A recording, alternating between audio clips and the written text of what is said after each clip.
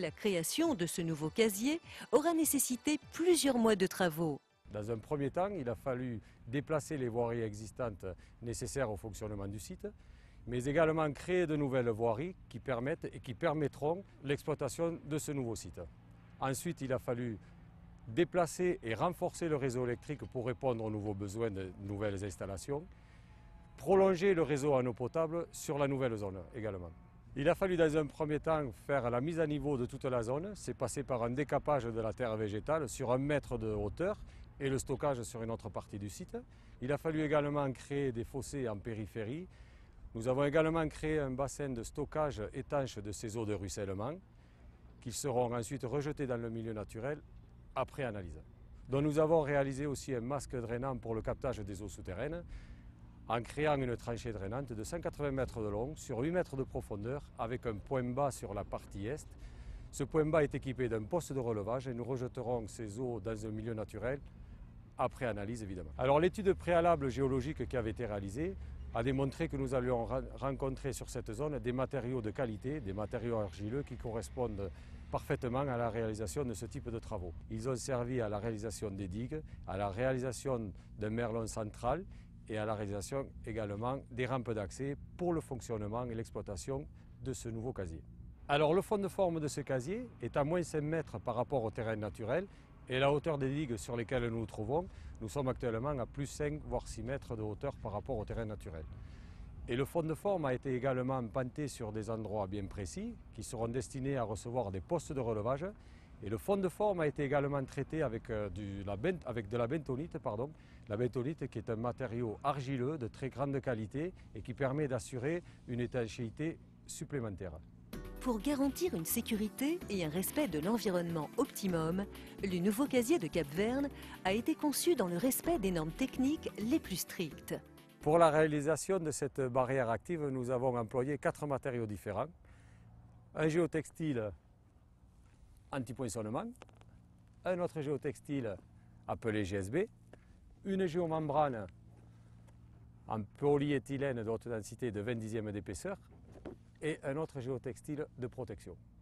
Donc ces matériaux ont été mis en œuvre de la façon suivante. Le premier géotextile anti-poinçonnement a été mis sur toute la surface du casier. Le second géotextile appelé GSB a été mis sur le fond de forme plus 3 mètres de hauteur. Une autre couche supplémentaire a été remise sur toute la surface du casier. La géomembrane ensuite a été mise sur toute la surface du casier. Elle a été soudée thermiquement. Des contrôles ont été réalisés pour s'assurer de la parfaite étanchéité. Et ensuite, en couverture finale, nous avons remis un géotextile qui lui est anti-poinçonnement et traité anti-UV. Il va protéger l'étanchéité, c'est-à-dire la géomembrane, durant toute l'exploitation du casier. Alors en ce qui concerne le traitement des effluents, nous allons mettre en fond de casier sur une hauteur de 60 cm du caillou drainant. Non pas n'importe quel caillou, mais un matériau noble qui correspond bien à des normes bien précises. Et ce caillou aura 2 rôles. Un premier rôle, c'est-à-dire un rôle de protection par rapport à l'étanchéité, et comme son nom l'indique, un rôle drainant. Il va amener les effluents sur les points bas, sur des postes de relevage qui nous permettront de ramener les effluents à traiter sur les zones concernées. Dans un souci de qualité de l'air, nous allons installer dans ce casier un système de drainage pour capter les biogaz qui sont issus de la dégradation des déchets. Ce réseau va nous permettre d'acheminer ce biogaz sur la torchère où ils seront par la suite brûlés. Dans un souci environnemental, nous avons voulu également que le centre de stockage des déchets ultimes de Cap-Vern s'intègre parfaitement dans le milieu paysager. Nous avons pour cela procédé à diverses réalisations, la plantation future de nouvelles essences, l'engazonnement des digues et nous procédons également à un entretien périodique du site et également de tous ses abords. En résumé, la réalisation rigoureuse d'une alvéole repose sur 2 principes. L'étanchéité passive, elle est garantie par le choix d'un terrain adapté, naturellement étanche, c'est-à-dire de composition argileuse. L'étanchéité de l'argile est renforcée par un traitement du sol à la chaux. Deuxième principe, l'étanchéité active. Plusieurs couches de matériaux spécifiques isolent l'alvéole du terrain. Un géotextile composé de bentonite, une roche possédant une très forte capacité de rétention de l'eau, un géotextile anti-poinçonnement, une géomembrane en polyéthylène de haute densité, un deuxième géotextile anti-poinçonnement et une couche de cailloux drainants qui permet l'évacuation des effluents.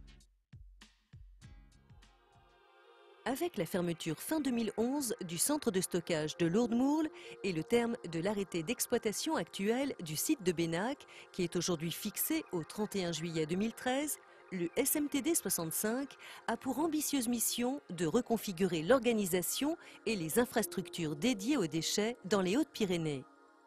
Le syndicat départemental, son avenir, c'est à travers les décisions qui seront prises par le plan départemental, c'est très rapidement la construction de quais de transfert pour assurer le déplacement des ordures ménagères. C'est également rapidement, si possible, dans les 5 ans à venir, la réalisation, je pense, d'un centre de stockage supplémentaire et peut-être récemment d'une usine de pré-traitement, donc qui va nous permettre de sortir la matière organique. Et c'est une décision à prendre après sur le tri des emballages. Ça veut dire que dans les 5-6 ans à venir, on va faire les investissements et mettre en place les infrastructures qui nous permettront de gérer les déchets pour les 30 ans à venir. C'est l'objectif de ce syndicat. Donc il faut qu'effectivement, aux environs de 2015-2016, si tout se passe bien, si on ne rencontre pas de difficultés pour les choix d'implantation que l'on aura à faire, que l'on ait réalisé les installations qui, elles, vont durer jusqu'à 2030-2040. Voilà l'objectif de ce syndicat. Et voilà quel est son avenir. Alors, passer cette période d'investissement, après, ça s'appellera l'exploitation au quotidien, soit en régie par des fonctionnaires, soit dans le cadre de marché. Ça sera un choix à prendre et que les élus décideront à travers une étude que nous avons menée et qui est en cours et qui va nous permettre de définir avec exactitude comment nous allons faire tout ça.